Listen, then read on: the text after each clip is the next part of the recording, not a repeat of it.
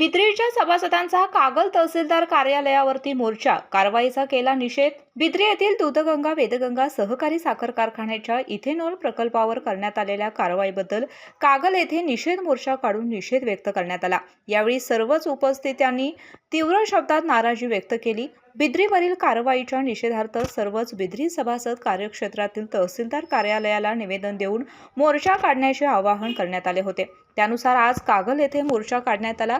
यावेळी बोलताना गोकुळचे विद्यमान संचालक अमरीश सिंह घाटगे म्हणाले की राज्य उत्पादन शुल्कने बिद्री सहकारी साखर कारखान्यावर केलेली कारवाई ही सभासद शेतकऱ्यांसाठी मोठी हानी करणारी, कारखान्याला बाधा निर्माण करणारी आहे। ही कारवाई कारखान्यावर नसून 65,000 शेतकरी सभासदांचे भविष्य नष्ट करून त्यांना देशधडीला लावणारे आहे। पवित्र अशी ओळखली जाणारी सहकारी चळवळ मोडीत काढणारे आहे।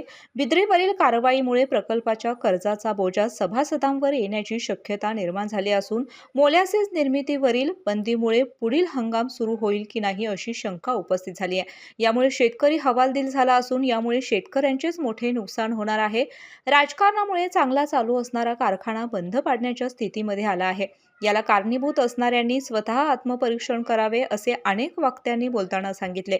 यावेळी बिद्रीचे एमडी केडी चौगुले, बिद्रीचे विद्यमान संचालक आणि शेतकरी संघाचे अध्यक्ष प्रवीणसिंह पाटील, गोकुळचे विद्यमान संचालक नाविद मुश्रीफ, अमरीश सिंह घाटगे, जिल्हा परिषद सदस्य मनोज फराकटे, युवराज पाटील, भैया माने, राष्ट्रवादी काँग्रेसचे विकास पाटील, दिग्विजय सिंह पाटील यांच्यासह हजारो शेतकरी, संचालक, नागरिक उपस्थित होते। यावेळी तहसीलदार अमरदीप वाकडे यांना मागण्यांचे निवेदन देण्यात आले। केके न्यूज साठी कागल प्रतिनिधी ओंकार पोद्दार।